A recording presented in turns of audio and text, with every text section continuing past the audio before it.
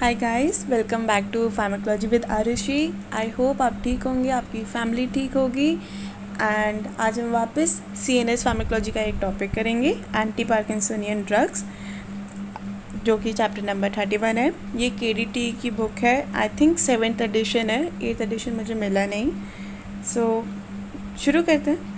And I hope आपको मेरी videos पसंद आ रही हो। कमेंट बॉक्स पे लिखते रहा करिए कि आपको किस टॉपिक पे वीडियो चाहिए एंड आपको कैसा मटेरियल चाहिए।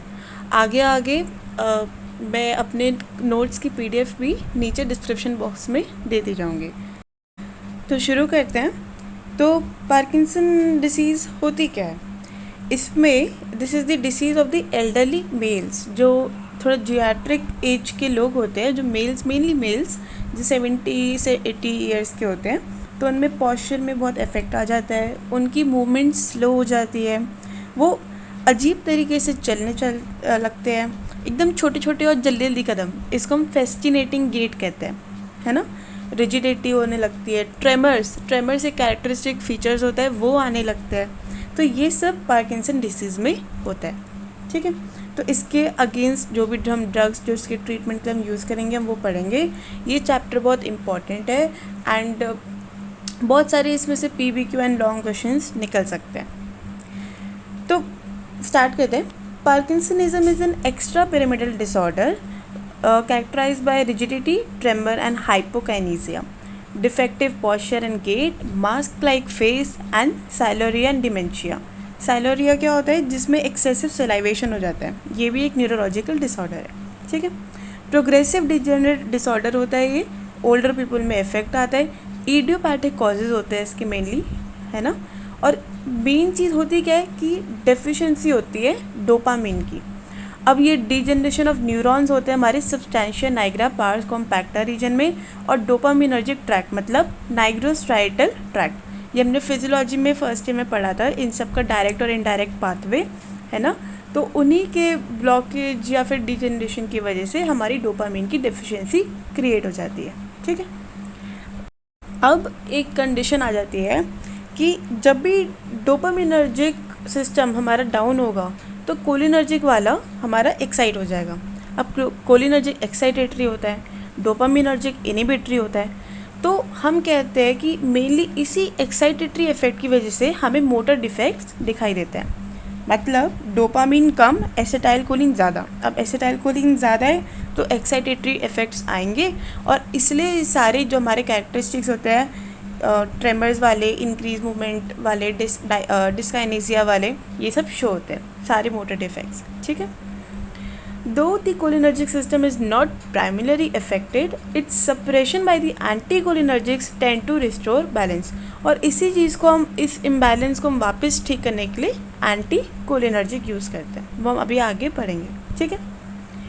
एक और अच्छा पॉइंट है कि जो अमाउ भी हमारे एंजाइम होते हैं, मोनोअमीन ऑक्सीडेज, है ना। तो ये हमारे डोपामीन का ऑक्सीडेशन करा देते हैं और फ्री रेडिकल्स बनाते हैं, ठीक है। तो हम बाद में हम माओ भी इनहिबिटर्स भी देखेंगे, जो इस डोपामीन के ऑक्सीडेशन वाले पाथवे को रोक रहा होगा और डोपामीन को बढ़ाएगा बॉडी में, ठीक है। अब कभी कभी हमारा parkinsonism disease drug induced causes की वजह से भी हो जाता है।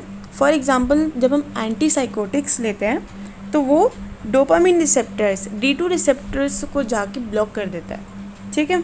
तो हमारा जो डोपामिन है अब वो बाइंड नहीं कर पाएगा अपने रिसेप्टर से। तो इस तरीके से भी हमारा पार्किंसनिज्म डिसीज़ क्रिएट हो सकती है। तो फिर इसका ट्रीटमेंट क्या होगा?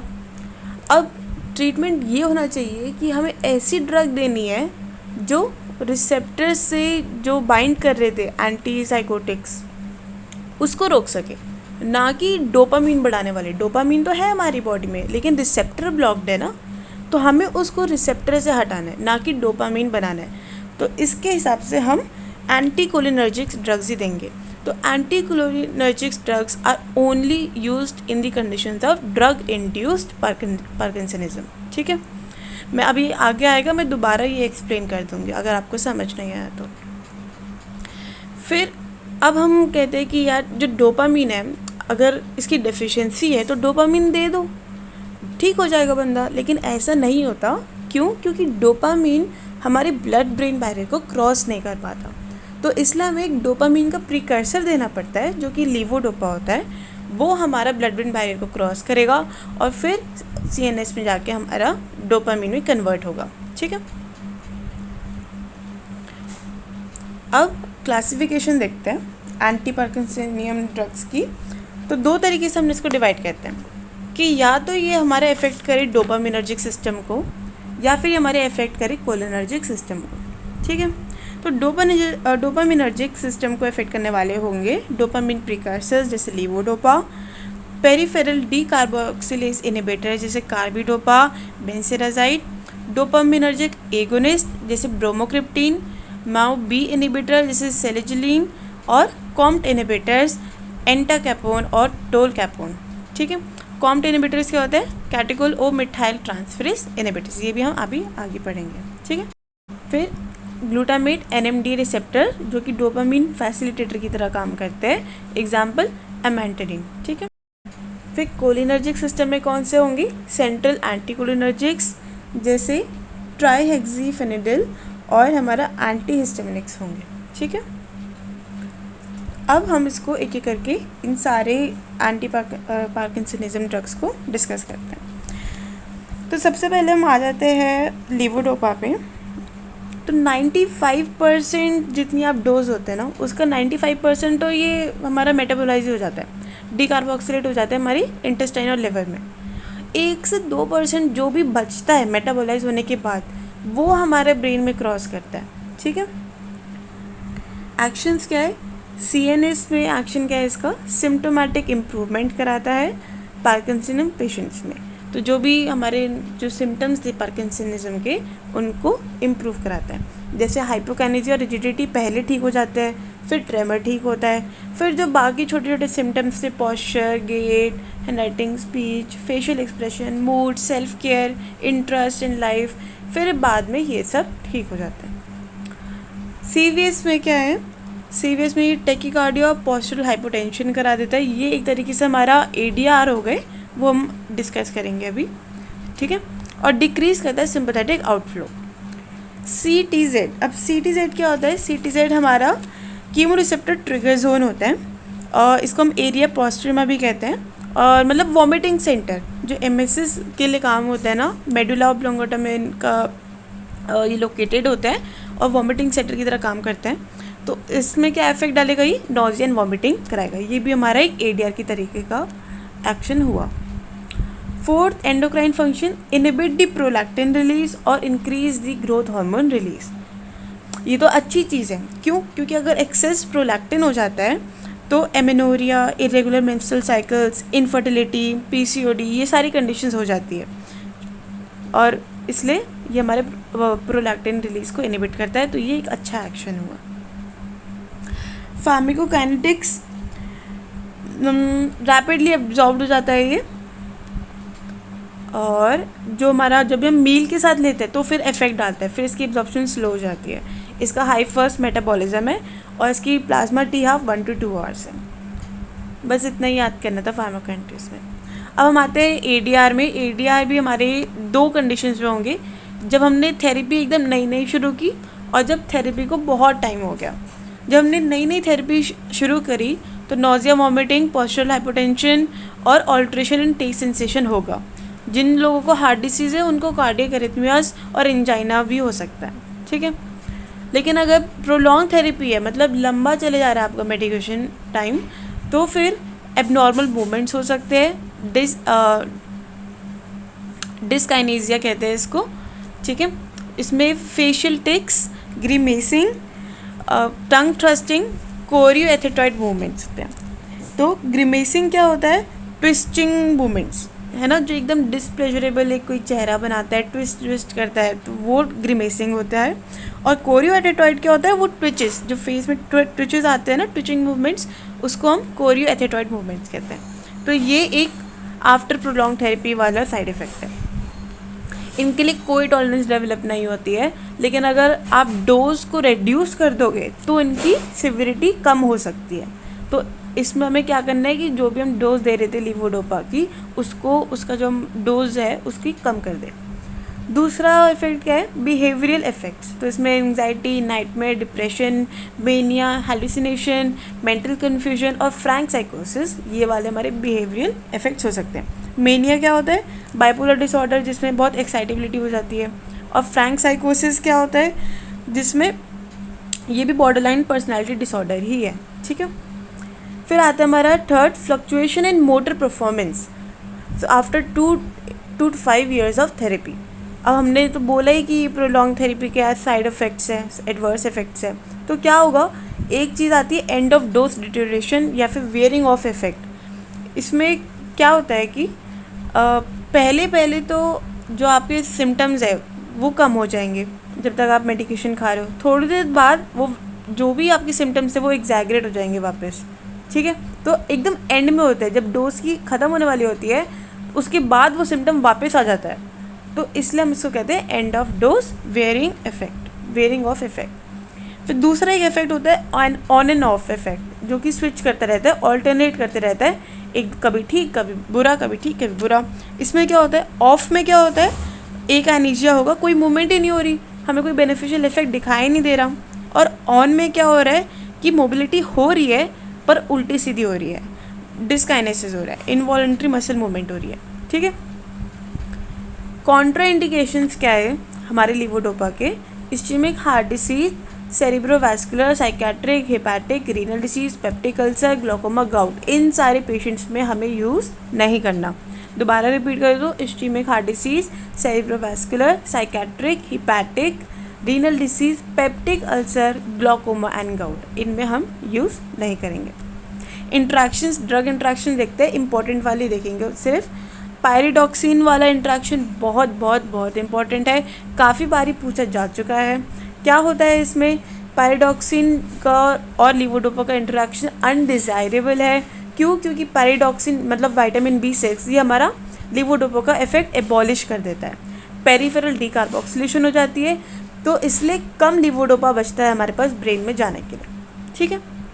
दूसरा इंट्रैक्शन है नॉन सिलेक्टिव माओ इनहिबिटर्स का। अब जो माओ इनहिबिटर्स होते हैं ये कभी कभी प्रिवेंट कर देता है डिग्रेडेशन ऑफ डोपामीन को। क्या होता है कि जब हम लीवोडोपा बहुत एक्सेस में दे रहे हैं, डोपामीन बहुत ज़्यादा बन गया है और ये हमारी डिग्रेडेशन को रोक रहा है डोपामीन की। माओ इनहिबिटर तो यही चाहता है ना कि डोपामीन की जो नंबर है वो बढ़ जाए, तो वो डिग्रेडेशन को प्रिवेंट करता है।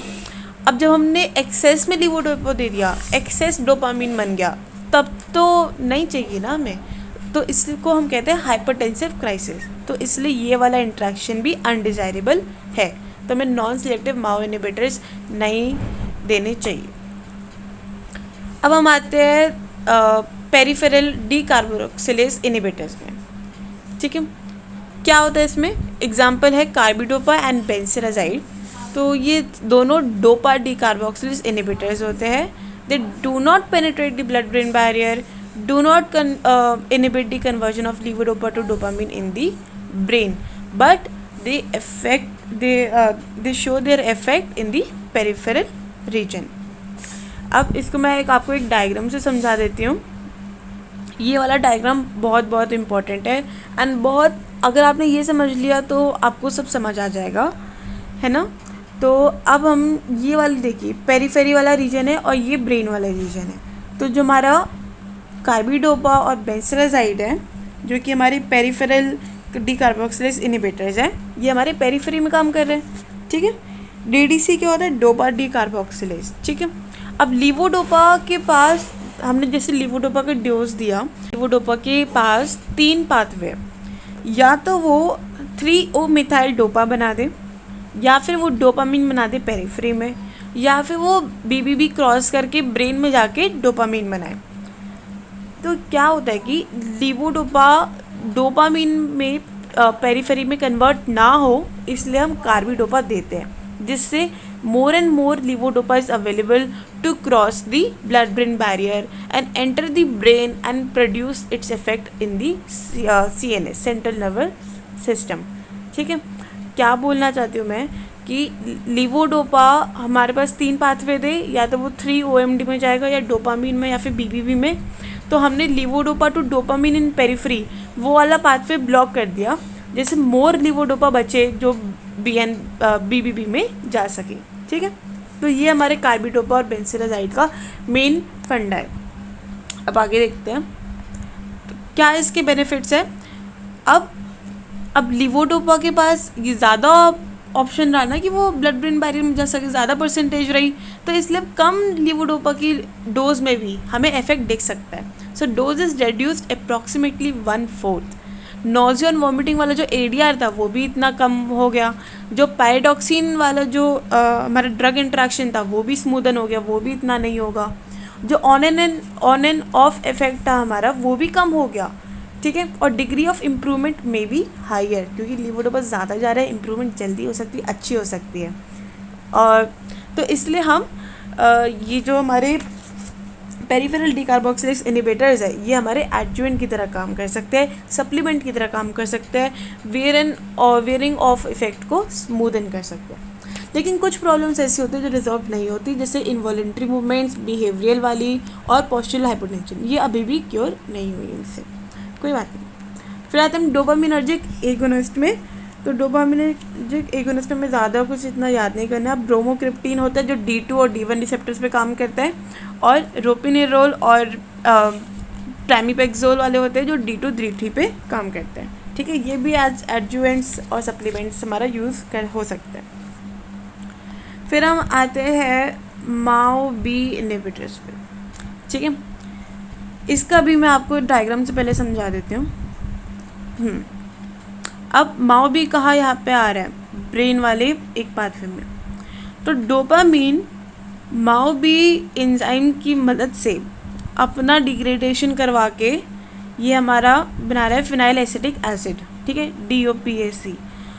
हम चाहते हैं कि डोपामीन आए, डोपामीन ज़्यादा हो, तो हम MAO-B इनहिबिटर दे देंगे और इस वाले पाथवे को ब्लॉक कर देंगे।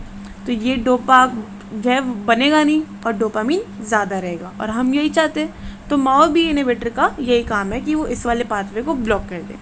ठीक है,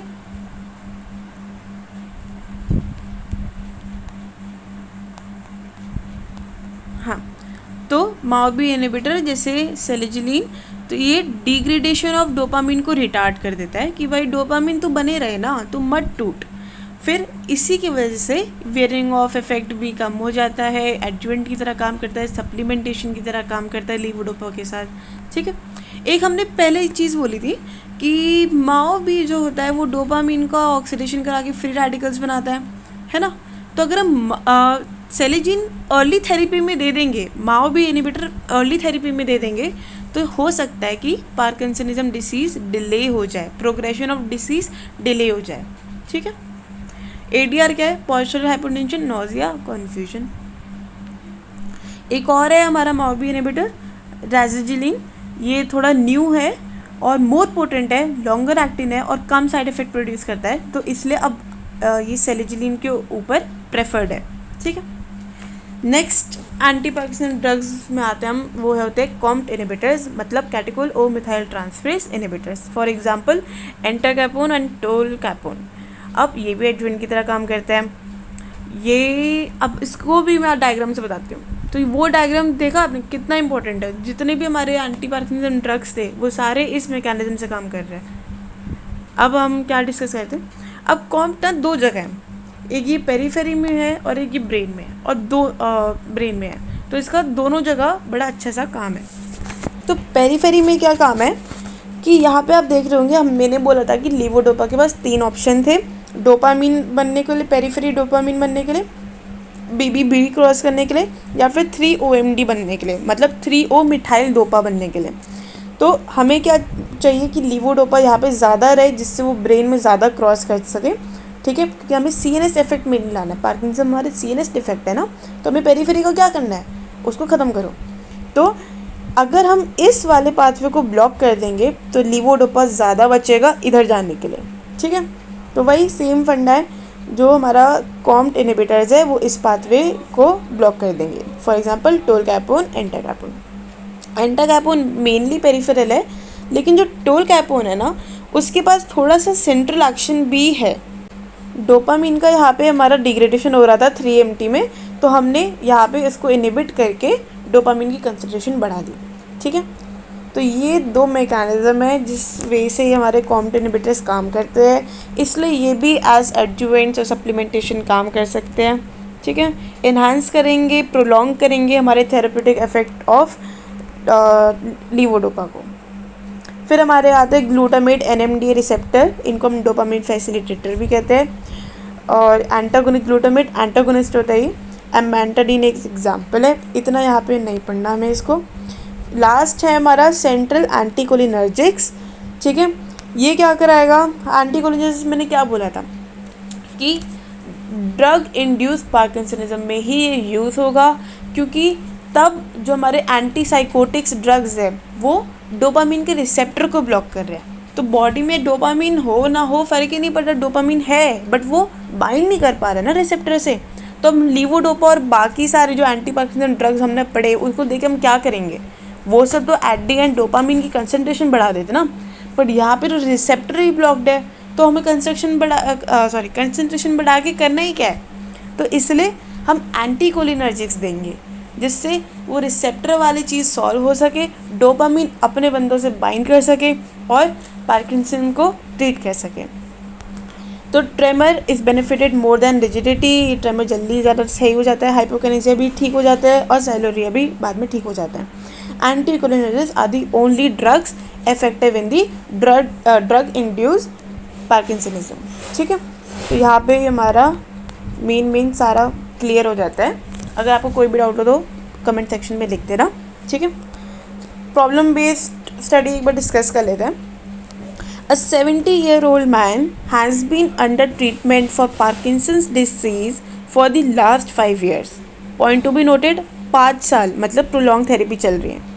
He is currently receiving tablet levodopa 100 mg plus carbidopa 25 mg, 2 tablets in the morning, afternoon and night. He now suffers stiffness, shaking and difficulty in getting up from bed in the morning. These symptoms decrease about half hour after taking the medicine, but again start worsening by noon. He notices one-sided twitching of facial muscles, which is more frequent 1 to 2 hours after each dose of levodopa carbidopa. ठीक है, तो इस question में हमें main क्या point देखें। 5 साल से बंदे की थेरेपी चल रही है, लेवोडोपा कार्बिडोपा वाला इसका ट्रीटमेंट है, प्रिस्क्रिप्शन है। Stiffness, shaking, difficulty in getting up, ये सारे जो हमारे ADRs है प्रोलॉन्ग थेरेपी के शो कर रहे हैं। जब हम मेडिकेशन खाते हैं तब कम हो जाते हैं, लेकिन उसके बाद दोबारा इंक्रीज़ हो जाते हैं। तो ये किस इफेक्ट में हो रहा था? एंड डोज एकाइनेशिया मतलब वेयरिंग ऑफ इफेक्ट में हो रहा था। तो यहाँ पे कौन सा मैकेनिज्म शो हो रहा है? वेयरिंग ऑफ वाला। ट्विचिंग ऑफ फेशियल मसल्स, ये भी हमने डिस्कस किया था। ठीक है, ये भी हमारे एक ADR होता है। अब क्वेश्चन क्या है? Should his levodopa carbidopa medication be stopped or replaced by another drug or the dose be increased further? तो इस क्वेश्चन का आंसर ये होगा कि नहीं, लीवोडोपा कार्बिडोपा की जो मेडिकेशन है ना ही तो ये बदलनी है ना ही ये रोकनी है। ठीक है, विड्रॉन एब्रप्टली हम नहीं करेंगे वरना ADR बहुत इंक्रीज़ हो जाएगा एकदम से, और रिप्लेस भी नहीं करेंगे क्योंकि this is the most cheapest and the most effective drugs, यही हम इसको प्रिस्क्राइब करेंगे। 5 साल से इसकी यही मेडिकेशन चल रही है। डोज को इंक्रीज़ करना है क्या? नहीं, पहले इतनी डोज में साइड इफ़ेक्ट्स इतने हैं, तो इंक्रीज़ करोगे तो और कितने साइड इफ़ेक्ट हो जाएंगे, इंक्रीज़ भी नहीं करना। Next question, alternatively can another drug be added to this ongoing medication? हाँ, क्यों नहीं ऐड कर सकते? सप्लीमेंटेशन हम ऐड कर सकते हैं क्योंकि it can smoothen the worsening effect. हमने अभी इतने सारे पढ़े, dopamine agonist, COMT inhibitors, MAO B inhibitors, ये सारे ये तीनों हमारे हेल्प करते हैं स्मूदन दी वर्सनिंग इफेक्ट, उसके जो भी साइड इफेक्ट्स है उसको कम करने के लिए। वर्सनिंग इफेक्ट में जो भी हमारे साइड इफेक्ट्स आए थे उसको कम करने में, मिनिमाइज़ करने के लिए। If so, should levodopa carbidopa dose be changed और लेफ्ट अनऑल्टर्ड? तो लीवोडोपा कार्बिडोपा की जो डोज़ है, हमने एक पॉइंट पढ़ा था कि अगर हम डोज़ को रिड्यूस कर देंगे तो हो सकता है कि सिविरिटी जो हमारे साइड इफ़ेक्ट्स की है वो कम हो जाए।